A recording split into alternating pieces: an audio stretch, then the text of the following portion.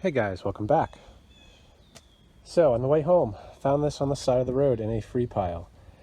It seems to have compression, but there are a few things definitely wrong with it. The most obvious one is it's missing this door here. Probably not a big deal, but for safety, it would be good to have something there. There is oil, it looks good, and I was going to try to start it, but before doing that, I took a quick look at the blade, and unfortunately, there is an issue here.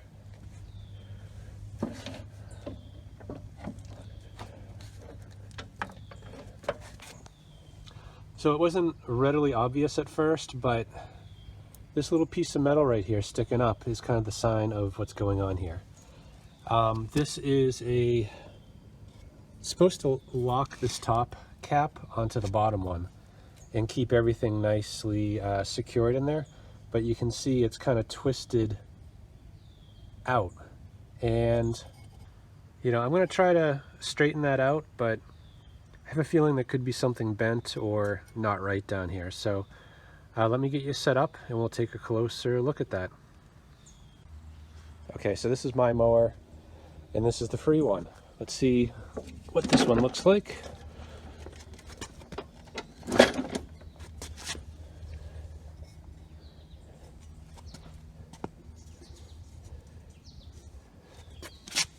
Okay, so I can tell you it has the same type of connection here for the blade. The one big thing I'm noticing here is this blade here is kind of curved, which is probably needed to get it to fit properly.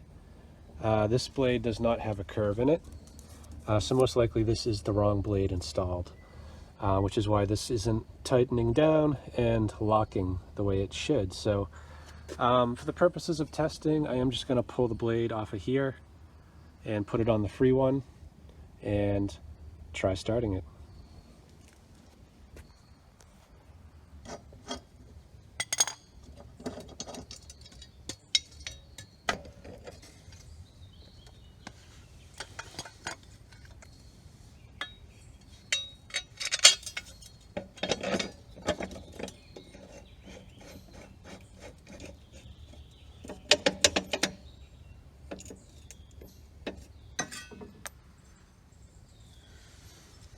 Yeah, so with the wrong blade on here, it was tightened down and actually bent this a little bit. So I'm just going to try tapping this out real quick to get a better fit on this blade.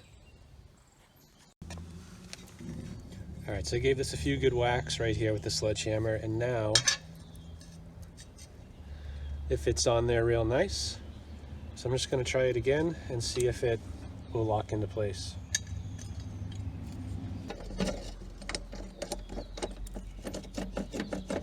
Yeah, that's going to work.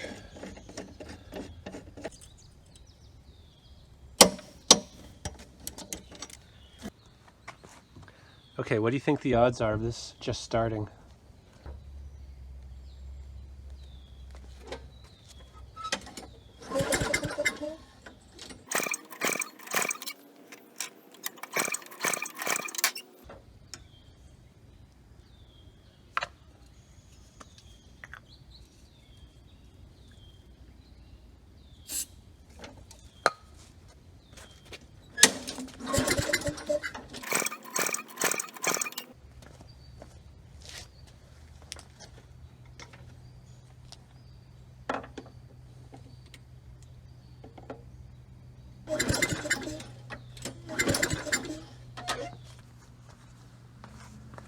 Okay, so the blade issue probably is not why this thing died.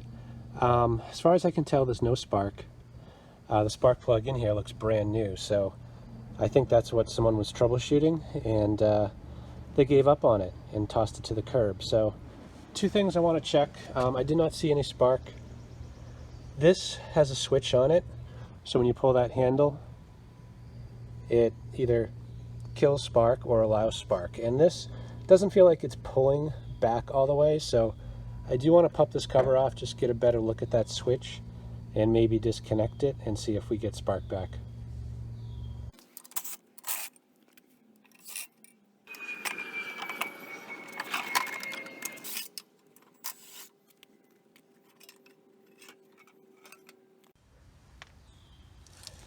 Okay, so this is the magneto, and this is the kill wire, which goes somewhere. Can't really see where it's terminating, but it looks like it terminates under the flywheel. So I'm just gonna pull this wire off and check for spark again.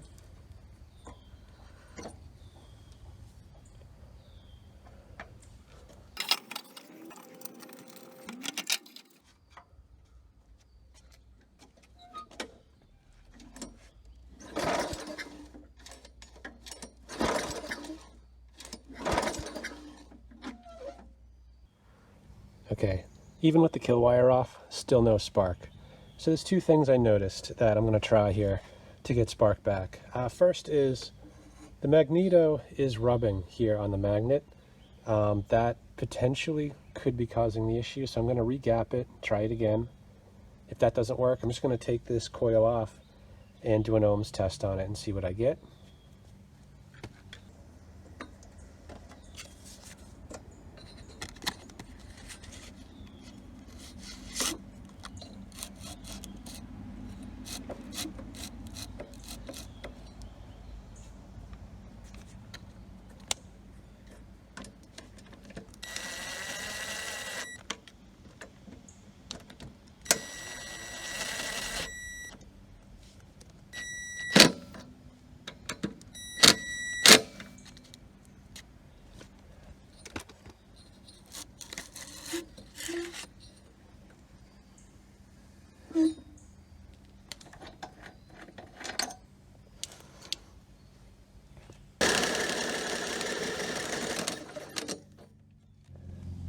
Okay, still no spark, so I'm just going to test this for ohms. It looks like we have to order a new magneto.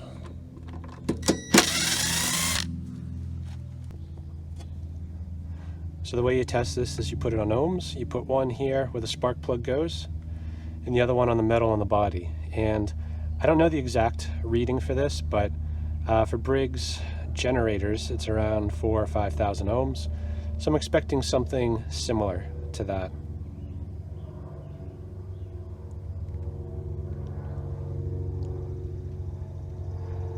And as you can see, there's nothing. So this is open circuit.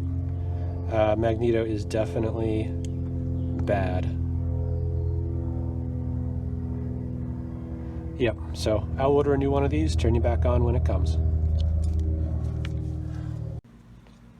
Okay, so less than 24 hours later and $12 later, got this shipped to the house. So we got a new magneto. Let's get that on and see what this thing will do.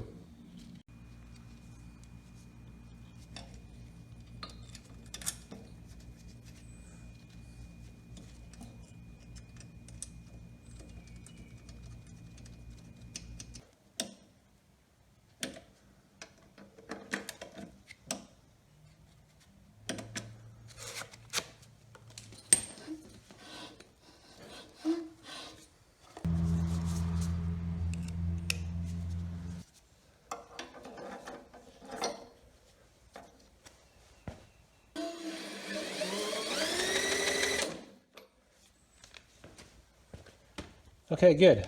I don't know if you saw that, but we have spark. So I'm just gonna put the cooling tin back on, connect the wire, put the spark plug in, the plastics, bring it outside and see what it does. All right, so unfortunately the carburetor is flooding over a little bit, so I'm probably gonna have to dig into that carb regardless of what happens now. But I am gonna try to start it and at least make sure we got a good engine before taking that carb apart.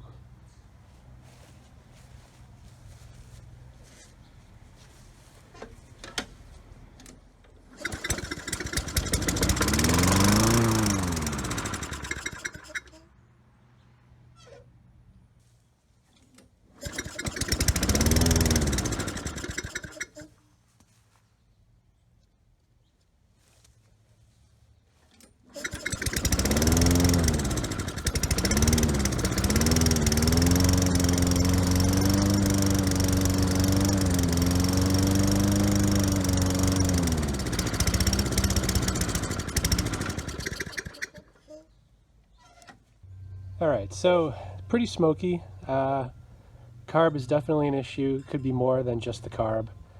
I do see a lot of oil in the exhaust, so I'm going to try running it a little bit longer like that to see if the smoke clears up.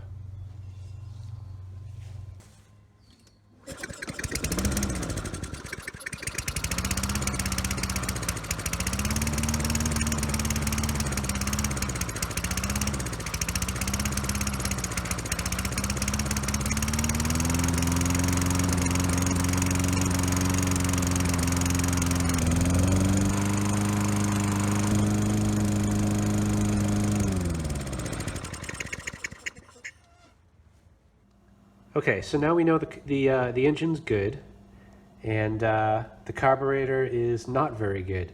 It would only run if I covered the intake to kind of force more fuel into it. So that carburetor needs to be cleaned, and to get it off, unfortunately, it's a little more involved than it really should be. This here is pretty easy to get at, just a nut and a bolt, but there's another one on the back side. And in order to get that, you really need to pop this off again and get the exhaust out of the way. So I'm going to set you up in a stand and get those two things off of there, and that will allow me to pull that carb.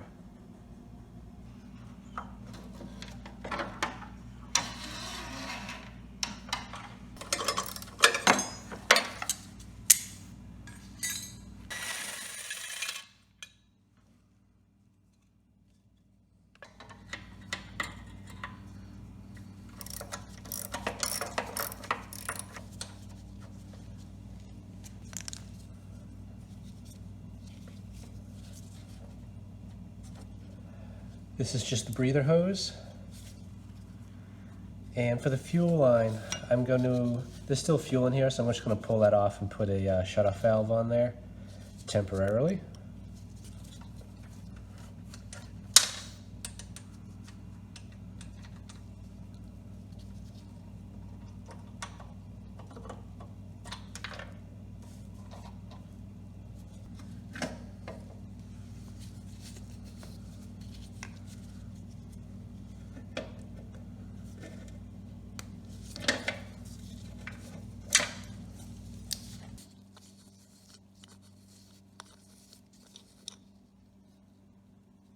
Yeah, so you can kind of see these holes here look a little bit clogged up.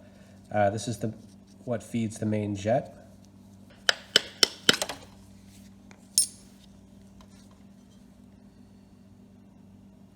And it looks like there's a little bit of water in there.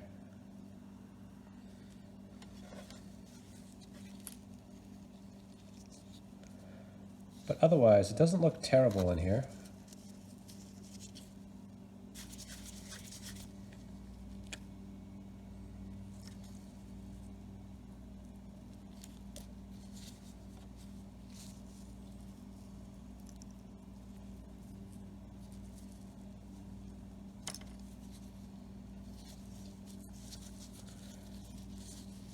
All right, so that's just about it. There is a pilot jet, I believe, in here.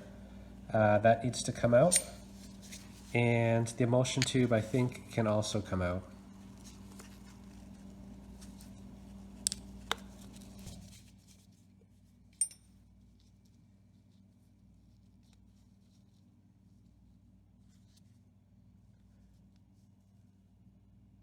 Okay, and you probably can't see it, but there is a hole right there, which commonly gets clogged. So I'm going to take a wire and make sure that that's clear.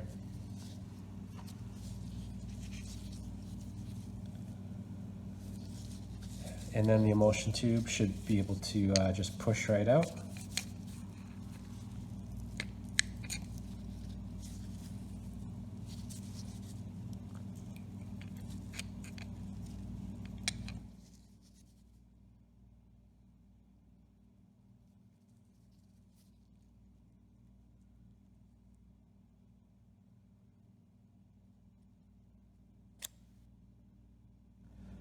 Okay, and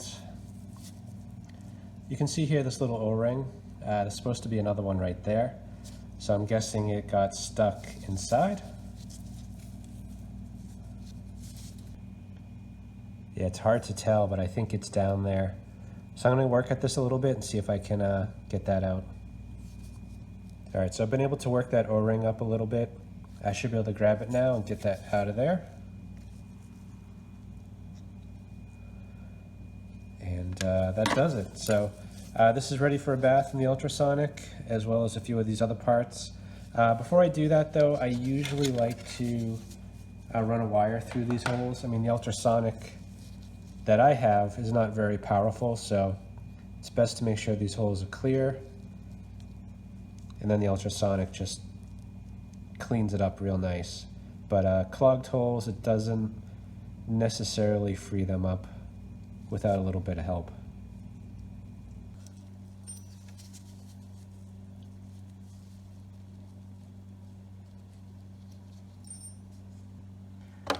Yeah, and it's hard to tell here, but if you shine a light through sideways, you should be able to see a little bit of light coming through that hole there.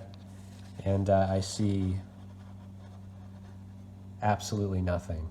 So I think any fuel that it was getting was just through that pilot jet and not through the main jet. So what I like to do is just use this wire gauge bit set, just kind of work my way up. Not trying to make the hole bigger, I just want to get really the biggest one that'll fit in there, which is, in this case, a 71.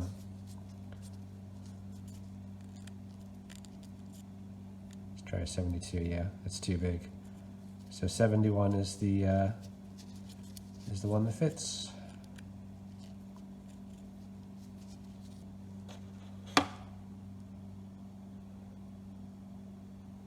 So I think you can see that now, but the light is shining through the hole, so that main jet is clear. Okay, I almost forgot. There is a little hole, I believe, right here, which is clogged. So I'm just going to try to free that up.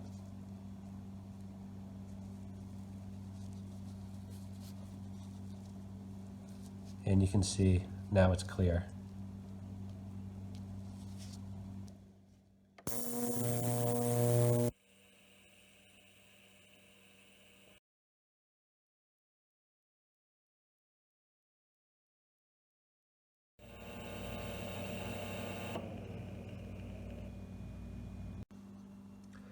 All right, overall, I'd say this came out pretty good. There is a little rust spot here on the bottom, which was due to the water in the bowl. No amount of cleaning is going to get that off, but this should be a perfectly viable carburetor at this point. I was going to put it back on, and I noticed a couple things, which leads me to believe there is a problem down here. First off is this governor spring. This controls the engine speed, and as you can probably tell here, it is all stretched out on this side, and that's going to cause the engine to run slow. And I'm pretty sure that is a problem with this machine. And the reason I say that is because, you know, as I was cleaning this, I did take a look at this set screw, and someone set it way, way too far in. And in fact, it's so far in, this screw is supposed to be hitting the back of that plate. Instead, it's hitting the side of the plate. So someone was trying to speed up the engine by using this screw, and that's not a good idea, because you're setting the minimum speed with this screw, and the governor cannot adjust it below that speed. And if you adjust the engine to run at, you know, 3,200 or 3,600 RPM with this screw, it'll never run slower. And in fact, at times when I started it the other day, I thought it was running a little fast. And this is probably why. You know, that throttle plate could not close enough to kind of, you know, balance out the engine speed. So yeah, I'm going to back this screw all the way out, going to get a new spring, put it on, and bolt everything back up and see what we get. Okay, so while I'm waiting for the spring, I'm going to continue on with this and try to get everything else fixed. So I'm just going to start by reassembling the carb.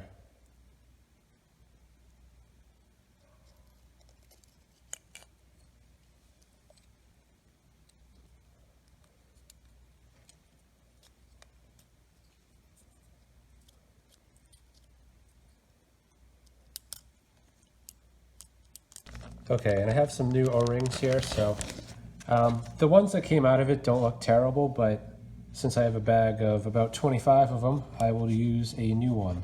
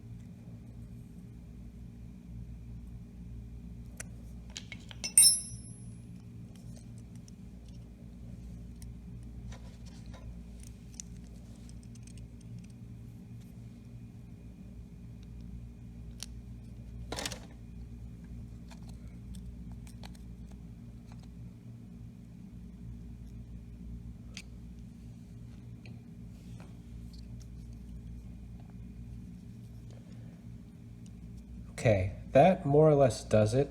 I am going to remove this screw.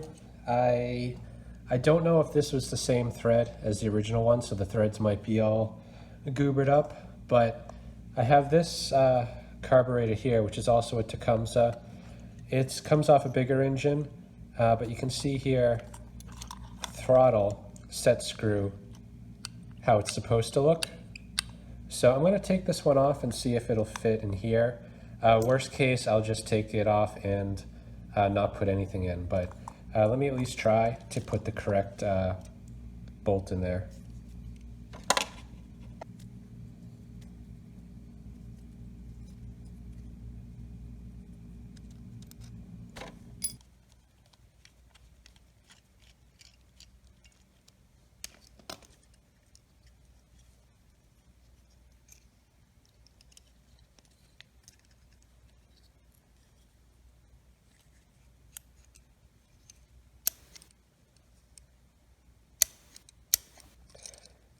Okay, so the the screw does fit in there pretty well.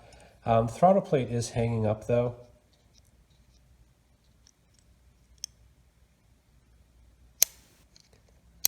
So I'm going to try loosening this right in the center here and repositioning this plate a little bit.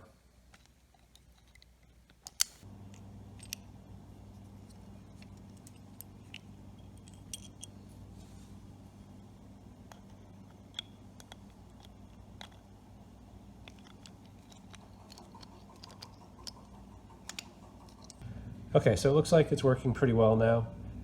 There is a line, you can kind of see it there on the top, and I believe that is supposed to be pointing up, which it pretty much is now. I did have to use the set screw, because without it, this would close too tight and kind of get wedged in there. So with the set screw, it's keeping it from getting too far closed, if that makes any sense.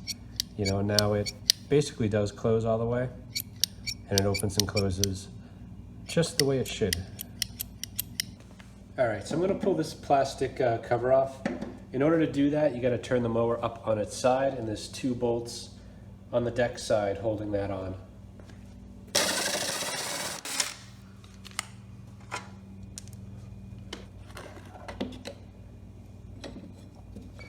All right, I'm actually kind of surprised to not see anything broken under here.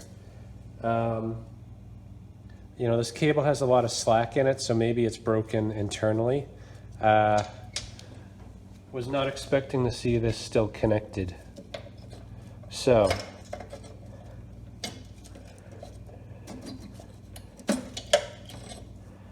yep, need a new cable, unfortunately. So, glad I took a look now. So I'll just order that part too, and then when I get that and the spring, I can get this thing done. But I guess before I do that, I'm going to try putting a drill on this nut and just turning it to see if the wheels actually move. You know, if the drive system doesn't work, there really isn't much point in putting a new cable on.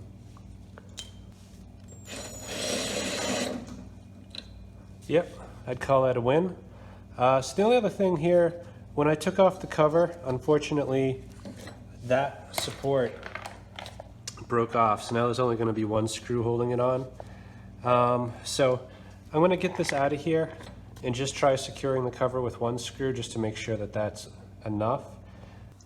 Okay, so I just bolted this cover back on with the one remaining bolt hole, stud, and it's actually on there pretty good, so I don't think that's going to be a problem. So I'm going to try running it like that. Worst case, I can always come back and either drill into what's left of that plastic stud or potentially just drill right through and just get a long bolt to kind of tighten that down there. But I think this will be fine. Okay, and I also picked up a new door, used of course, to match the mower. In order to get it on, you know, I cannot get a bolt down through here because the spring's in the way. So unfortunately, I think I got to pull this pin and put this bracket on first and then reinstall the pin. So I am wearing some safety glasses. This is spring loaded, so I really don't want to get this in my face.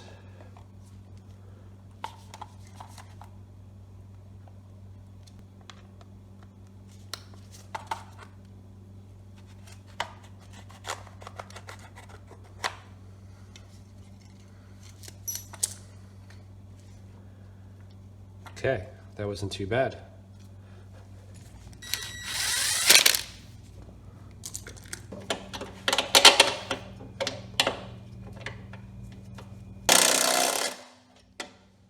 There we go.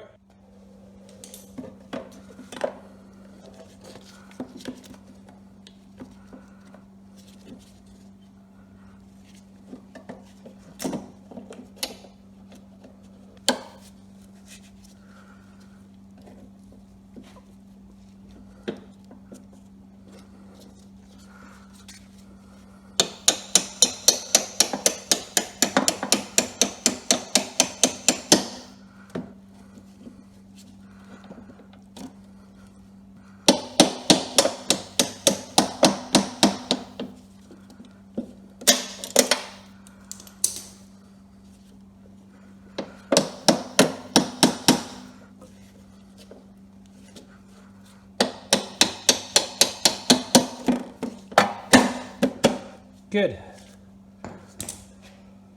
Okay, so the parts did come a little bit early. So I'm going to get them installed and go cut the lawn.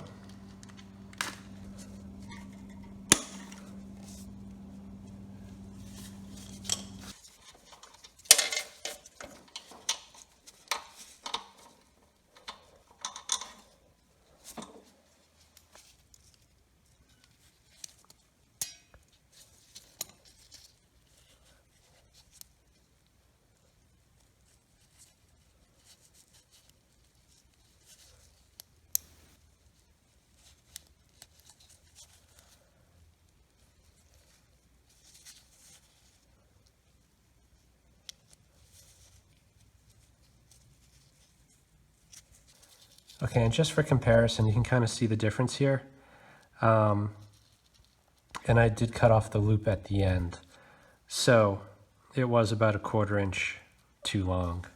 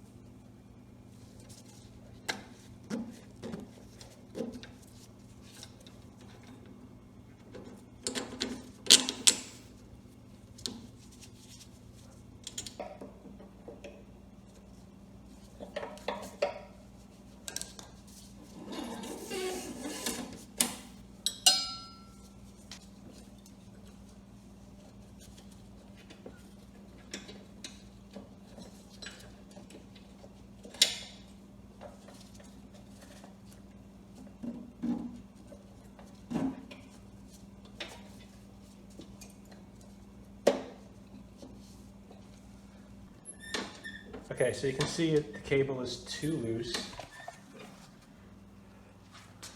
So in order to tighten that up, you just need to slide this sleeve down until you get the tension that you want.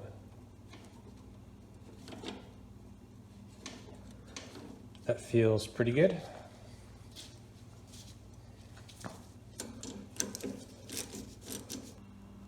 Okay, so you can see now when I pull the handle, you get the spring stretching just a little bit to keep the tension on that belt. So that's adjustable. You don't want it too loose. You get it too tight and you might break something down there. So it just barely starts to get tight, like within the last inch. So that's it. All the parts are fixed. I'm just going to put the covers back on and go cut the grass.